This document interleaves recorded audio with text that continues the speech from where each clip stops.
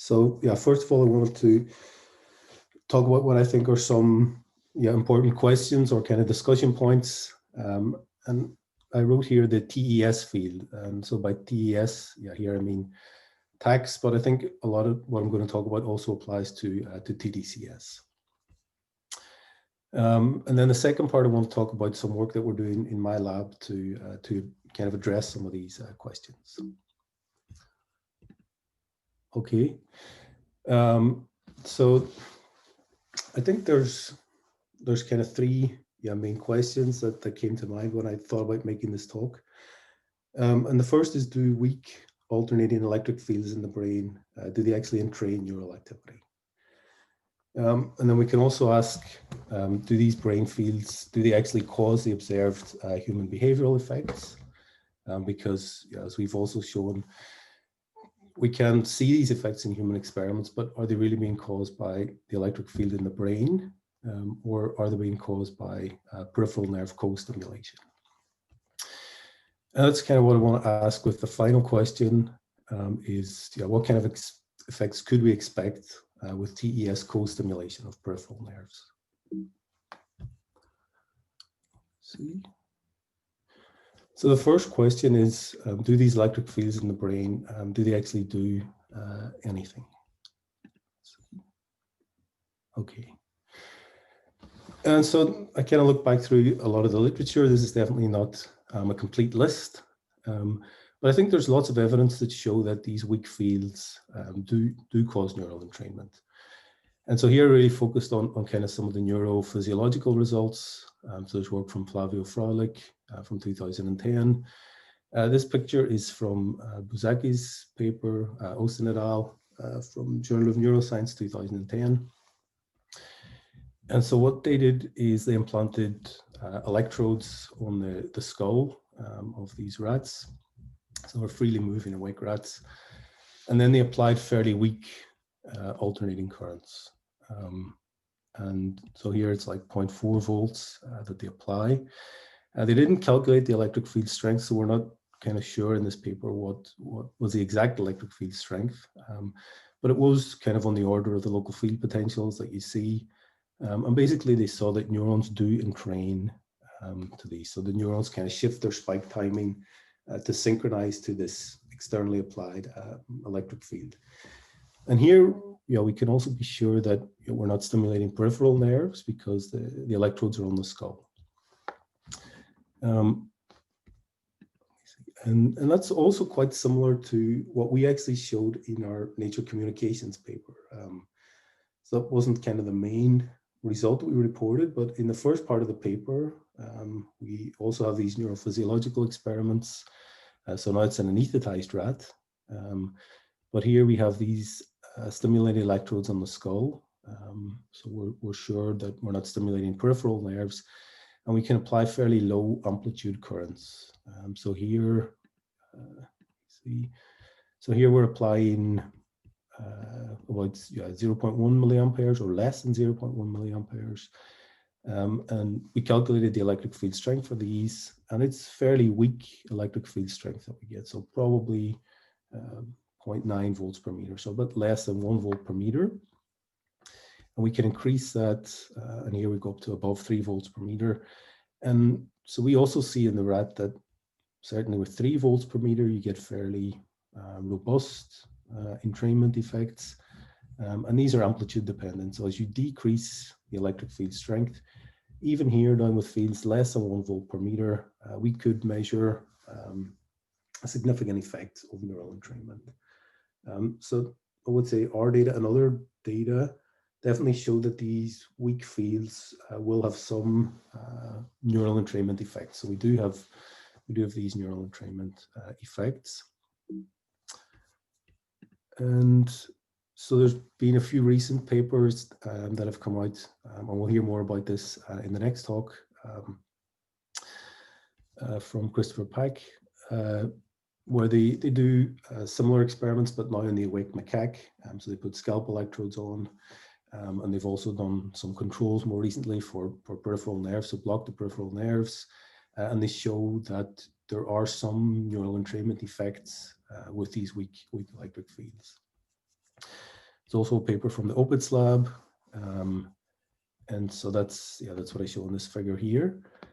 And what they found was also interesting. So in their data, actually, most of the neurons that they record from don't respond to these weak fields. That's what you see here. But a few of the neurons do respond. And they also see these kind of dose-dependent effects or amplitude-dependent effects. They calculated the electric field strengths, and what they see is stronger electric field strengths. You get more robust neural entrainment, but you can still measure some neural entrainment effects, even with these fairly weak electric fields. I would say that this actually agrees with what we have shown in the rat and which other people have also shown in the rat. So there's definitely some evidence that these weak electric fields do cause neural entrainment. I think we should also point out there are some studies that show that they don't cause neural entrainment. So there was the Laughlin et al. Paper, came out a couple of years ago in Nature Communications, where they actually measured in these epilepsy patients, they measured local field potentials, and they didn't find an effect when they applied TACs. So there are definitely some negative findings. But I would say on balance, we could say that yes, these weak alternating electric fields in the brain, they do cause a certain amount of neural entrainment, and that definitely seems to be amplitude dependent, lower amplitudes, less neural entrainment. So I think we can answer that question. I think probably the more important question, and also a more difficult question to answer, is if we do behavioral experiment in healthy volunteers or patients, human subjects, we put TACs electrodes on the scalp and we observe an effect, can we actually be sure that that effect is coming from the field in the brain? Is it being driven by this weak neural entrainment? I think that's an important question to answer, and probably one which is quite difficult to answer.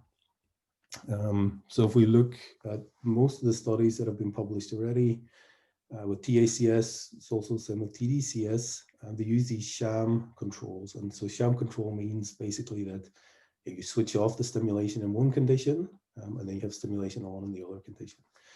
And so that means that you may observe behavioral effect from your stimulation, but it's quite difficult to attribute it to the electric field in the brain, because we know that when we stimulate, the stimulation goes through the skin and will activate peripheral nerves.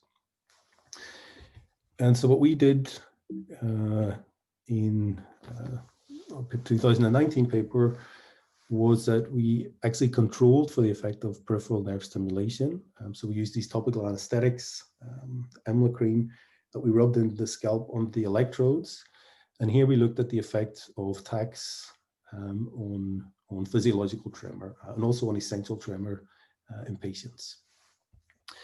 And when we didn't apply the anesthesia and we increased stimulation amplitude, we could see that there was an effect of TACs on tremor. So you could synchronize tremor to the TACs.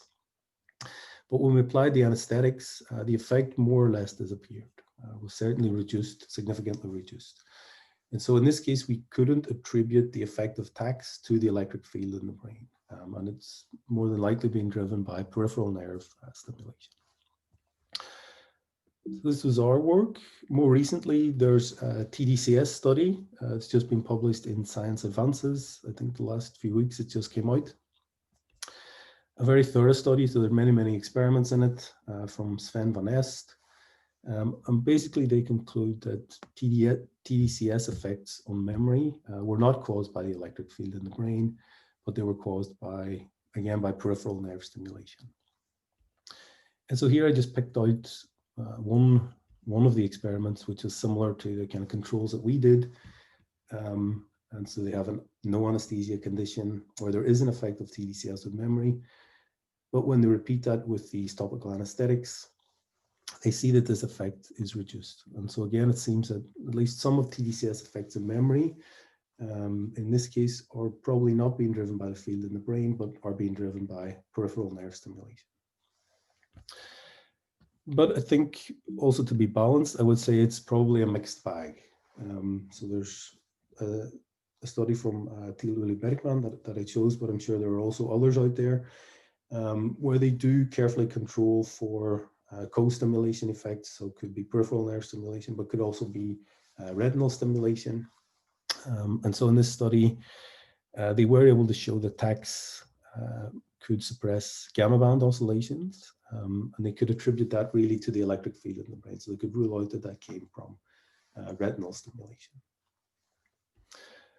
So I would say, to answer this third question, and probably one of the more important questions, is does the electric field in the brain, can we always attribute the effect that we observe, can we always attribute that to the electric field in the brain? And I think the answer is not always. And in a lot of the studies that have been published, we also don't know, because controls were not in place to check for different types of co-stimulation.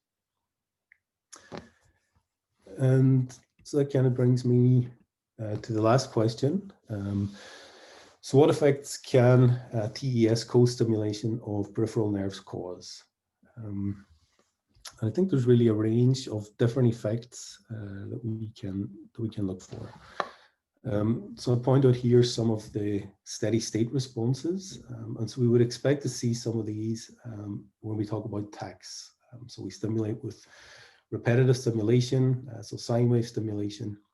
And we know there's a large literature on ASSRs, so auditory steady state responses, and you can get these by using amplitude modulated noise, but you can also get them by electrically stimulating the auditory nerve.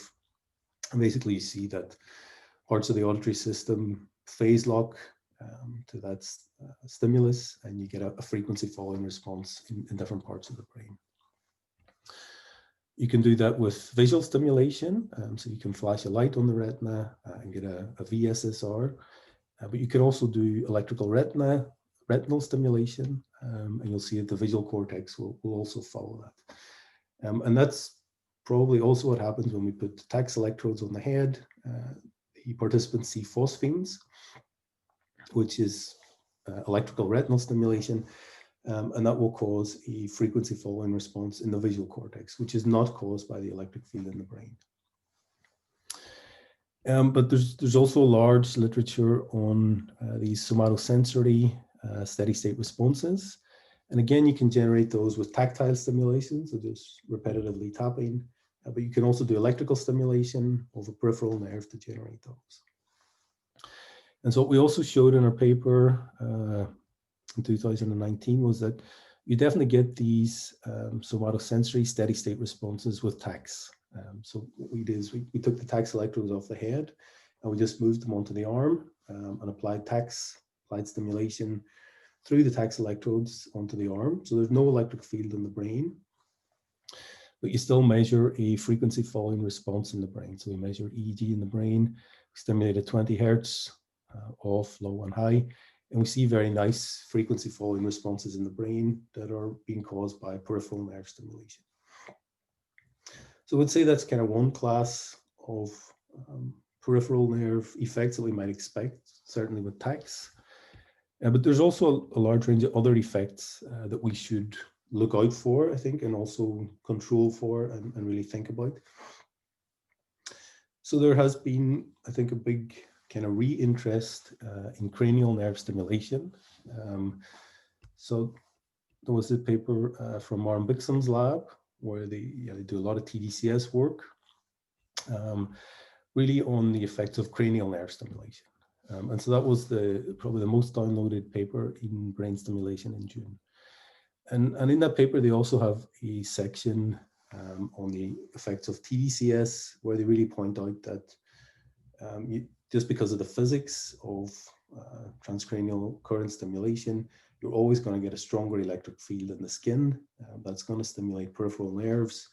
And so there's going to be some influence in a kind of TACS, TDCS experiment. There's going to be some influence from that peripheral nerve stimulation. And so I think we really have to be careful to try to tease apart the effects from that peripheral nerve stimulation versus the electric field in the brain.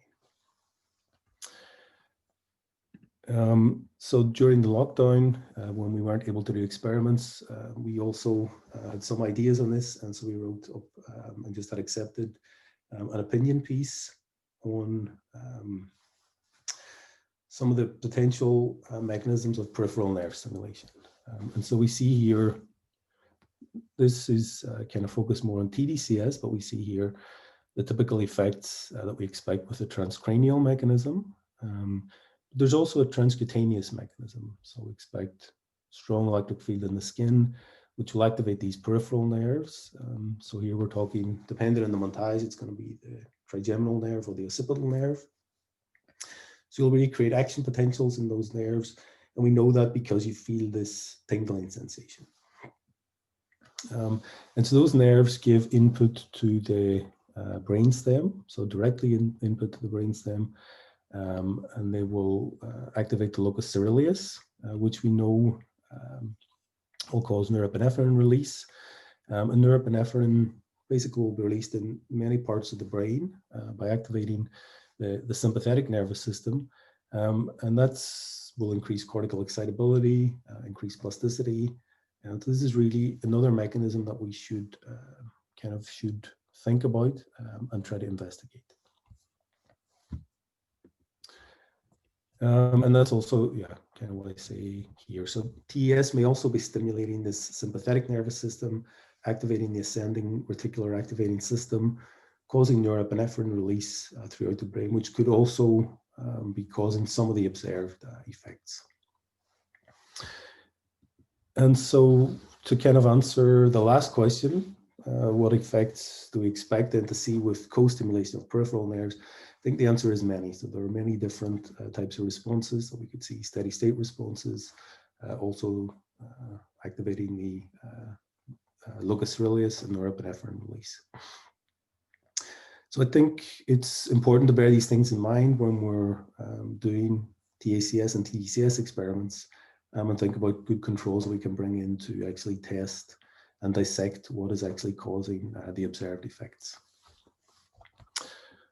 Okay, so that kind of brings me to the second part of the talk, where I wanted to just go over some of the work that we're doing in my lab to try and improve efficacy in TES experiments. And there are three different parts to that. First of all, I want to talk about some of the temporal dynamics of TACs. Then I'll talk about some work that we're doing on developing new methods to reduce peripheral nerve co-stimulation. And so this can really help us with better controls in TACS and TDCS experiments. And then lastly, I want to talk about a new approach that we're working on with kind of minimally invasive TES, where we actually implant electrodes under the skin, and so we call this epicranial current stimulation. So this is not something that you would use for a kind of cognitive neuroscience experiment, but we're really interested in using TES for treatment of neurodegenerative diseases, psychiatric disorders, and we think that there may be some applications here to go a little bit more invasively. So let me start with some of the work that we've done on TES temporal dynamics. So this is, again, using the rat neurophysiological setup that we have. So we have a multi-recording electrode in the brain here, and we can stimulate transcranially only here. We can also stimulate transcutaneous only, which is stimulating basically a peripheral nerve in the limb. So we have around 100 neurons for both types of stimulation. And this is kind of how we stimulate. So we give 1 minute of pre-stimulation, 1 minute of during stimulation with a sine wave, which is matched to the ongoing oscillation. These are low frequency oscillations, 1 to 2 hertz, and then post-stimulation. And typically, people calculate the phase log value in this area, this 1 minute, and compare it to this phase log value during stimulation. So we wanted to look at the temporal dynamics here. And so we went for shorter observation windows or analysis windows, and kind of slide that through the spike train and calculate these different phase log values or different cycle histograms at each point. And then you can extract the PLV and the angle. And so we see here that before we apply stimulation, there is an oscillation. but the angle is very variable. But once we switch on stimulation here, basically as soon as we can measure it, the angle is locked to the angle of the stimulus. And we also get nice increase in phase locking here. What we also notice is that there's no real build-up effect. So it's not that we have to stimulate for a certain amount of time before we see entrainment. It just almost instantaneously occurs. And also the same when we switch off stimulation. So as soon as we switch off the stimulation, the effects here are basically gone, both on the angle and on the phase locking. And so this is the population results. So again, we do it for different amplitudes. We do it for transcranial stimulation and transcutaneous. And we don't see big differences here between phase locking that we get for transcranial or transcutaneous. It increases as you increase the amplitude. Same for both. We also look at the effects on spike rate here. And so neither transcranial nor transcutaneous actually increase the spike rate. So we have this entrainment, but we're not really creating spikes. We're just kind of changing the timing of the spikes to get phase locking. If we look at the angle, we do see some interesting differences here. So transcranial tends to lock to one angle here, whereas transcutaneous tends to lock to a slightly different angle. And that's probably because of the different synapses that delay the input from the peripheral nerve. Okay, so here I want to change topics a little bit, and I talk about work that we're doing in healthy volunteers to try and reduce peripheral nerve co-stimulation with TDCS and TACS. So we worked on this also for the Nature Communications paper last year, and here we used EMLA cream. So this is a topical anesthetic with 2.5% lidocaine, 2.5% prilocaine. And that blocks nerves in the scalp. And we see that with the sensation thresholds here. So threshold goes up from about 0.5 milliampere here in the no anesthesia condition to about 1 milliampere in the anesthesia condition. So it doesn't completely block the effects. It just increases the threshold that we need to stimulate to actually activate those nerves. But there were some things that we think are not optimal about this. So the EMLA cream effects are quite variable. Just doesn't work on some people. And it also takes quite some time to be effective. It takes about 30 minutes before it's effective, and that really extends your experiment time. So more recently, we've been working on looking at different types of gels. And here we're experimenting with benzolidocaine gel, which is slightly higher concentrations in it, and also different active components. So we've tested this now with TDCS. So we measure over 1 hour, and every 2 minutes we just switch on the TDCS at 2 milliamperes and ask the subjects to rate the sensation on a VAS scale. We did this in 10 healthy volunteers with double-blinded randomized crossover design. And the results are quite interesting. So for placebo here, we see that people, they probably get used to the stimulation, and so they rate it a little bit lower over time. But it seems that the benzolidocaine cream or gel that we're working with is effective much more quickly. So as soon as you put it on, it really has its effect. Whereas with the EMLA cream, it takes some time, around 30 minutes before it reaches its maximal effect. So we think this benzolidocaine gel can be useful in actually reducing the effects of peripheral nerve co-stimulation, both in TDCS experiments and TACS experiments.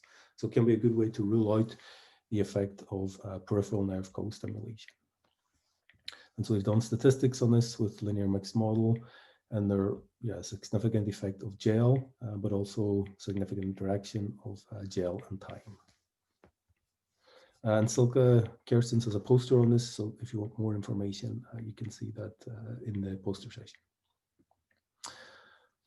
Okay, so that kind of brings me to the last topic that I want to talk about, and that's minimally invasive TES, or epicranial current stimulation. So this is something that we published a modeling study on last year. And the idea is really to implant electrodes under the skin. So implant electrodes on the skull. And that has a number of advantages, also has a number of disadvantages. But the advantages are that most of the current won't be shunted by the skin. So for the same 1 or 2 milliamperes that you apply, you'll get a stronger electric field in the brain. And we know from the neurophysiology, a stronger electric field will give you more entrainment. It also means that you're not going to stimulate peripheral nerves. So those, I think, are the advantages. The disadvantages are that it's no longer a non-invasive technique. So you're not going to use it in a cognitive neuroscience experiment. But we think there may be some applications in treating neurodegenerative disorders. So essential tremor, Parkinson's disease, things like this. And so if we look at another figure from the paper, here we compare invasive cortical stimulation. So this is an electrode just on the dura. So this type of stimulation is used to treat things like neuropathic pain, stimulation of the motor cortex. And we compared that to this implanted electrode just on the skull here. And we compare that to the standard TACS or TDCS. And this basically shows the different electric field strengths in the different tissue layers, so the skin, skull, CSF, gray matter, and the white matter. And basically what we find is that there's kind of an order of magnitude difference between each of these techniques. So if we give the same 1 milliampere here with this invasive method, so electrode on the cortex, we give 1 milliampere, we'll get here kind of 40, 50 volts per meter in the gray matter. If we do the same 1 milliampere with an electrode on the skull, now we're going to get probably 4 to 5 volts per meter in the gray matter. And the same 1 milliampere with electrodes on the skin, then we get maybe 0.1, 0.2 volts per meter in the gray matter.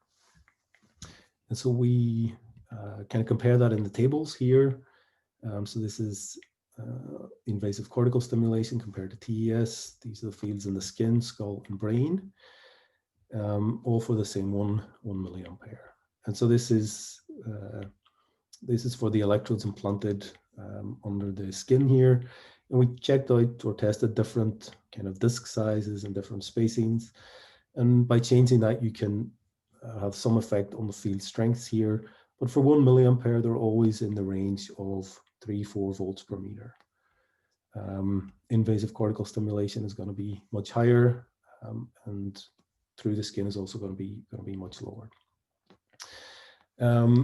So it's also interesting is that we're no longer limited to the 1 milliampere. We could go to 2 milliamperes and basically double these electric field strengths, and we could probably also go higher. So there will be some limit. So probably if we go to 4, 5, 6 volts per meter, maybe we start to get dura stimulation and things like this. But we think with these implanted electrodes, we can get much stronger electric field strengths. And so most recently, we've been testing these with this minimally invasive TES in the macaque monkey. So we now have 2 monkeys implanted with concentric ring electrodes on the skull to target the area PFG here. So this is a model that we have of the monkey. And we do a craniotomy, and the electrode, recording electrode is inserted here. So you see it on the CT scan. So we want to record single units directly under these electrodes. So the electrode goes in here, and in this other slice, you can see it just here. So it's just under the stimulating epicranial electrode here. And so as this setup, we can test different types of stimulation. So we can stimulate bilaterally between these 2 electrodes to give a kind of broader electric field. We can also go for focused stimulation to stimulate basically on 1 electrode between the center disc here and the outer ring. And we've been looking again at sine wave stimulation, so 10 hertz and 40 hertz stimulation. And so these are some of the results. I think we've recorded from almost 90 neurons at the minute. And we have different amplitudes of stimulation from 0.25 milliamperes up to 1, 2, 3, 3 milliamperes here. What we did notice in the monkeys is if we go to 4 or 5 milliamperes, that they start to move or they become agitated. So at 3 milliamperes, 2 milliamperes, they don't really feel it. But if we go above that, you can see that they probably start to feel it. And we think that is, again, from dura, stimulation of the dura. So there is a limit here, but even, we can go to 3 milliamperes here. And so this shows the phase lock values. So for fairly weak stimulation, 0.25 milliamperes here, we don't see neural entrainment. So the neurons don't really synchronize. But once we go up to 1 milliampere, we start to get a significant effect here. And if we go to 2 or 3 milliamperes, we get really reasonably robust neural entrainment. We'd also say here that we show, this is data from all the neurons, so we don't separate out responders from non-responders. This is really just the population response. And so within here, there's quite a lot of variability. So some of these neurons show very strong entrainment effects, but others just don't respond, or others even decrease their entrainment. So there is variability, which we would expect, probably because of different neuron shapes, folds in the cortex. But even at the population level, we observe here robust neural entrainment effects. What I also think is very interesting is that we can probably have two modes of action. So with typical TACs, we just think about neural entrainment. But here, probably because we can go to these stronger electric field strengths, we can also start to drive spiking. So at 1 or 2 milliamperes here, if we look at the spike rate, we see there's no effect on spike rate. But if we go up to 3 milliamperes, we do start to see significant effects on spike rate. So some neurons really increase in spike rate. So these stronger electric fields that we get with this do have some effect on spiking here. So at the minute, we're actually doing the electric field modeling for these monkeys to try to calculate, what does this 1 milliampere mean in terms of electric field strength in the brain? And we would expect it to be in the range of a few volts per meter. So probably an order of magnitude stronger than we would get if we were to put the electrodes on the skin. And so finally, we're also thinking about how can we actually combine this minimally invasive TES with some of the temporal interference ideas that have been published by Nir Grossman. And can we use these TES electrodes to kind of in a minimally invasive way reach some deep brain areas? And so we've done some modeling on this so far. Ahmed has a poster on it if you're interested to hear more about it.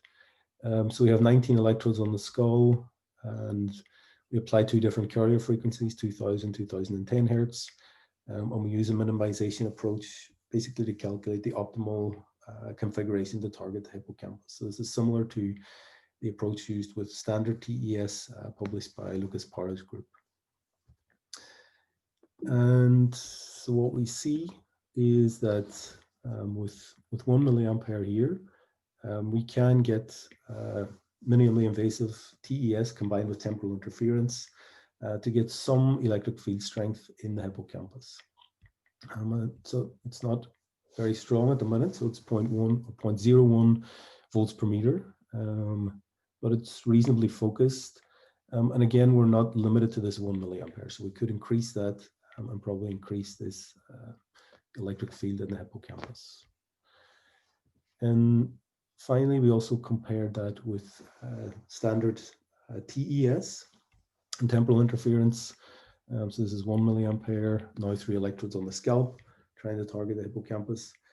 And again, we can target it, or we can get some amplitude modulation in the electric field at that area. But again, it's going to be roughly an order of magnitude weaker than we get with implanted electrodes. So what we want to do next is actually test this in the monkey. So do the electric field modeling for the monkey, calculate the optimal position for those electrodes to target the hippocampus, and then really go in and try to measure measuring the hippocampus and see what does this electric field actually do to the neurons in the hippocampus. Okay, so that was really everything. I just wanted to thank all the lab members who did most of the work.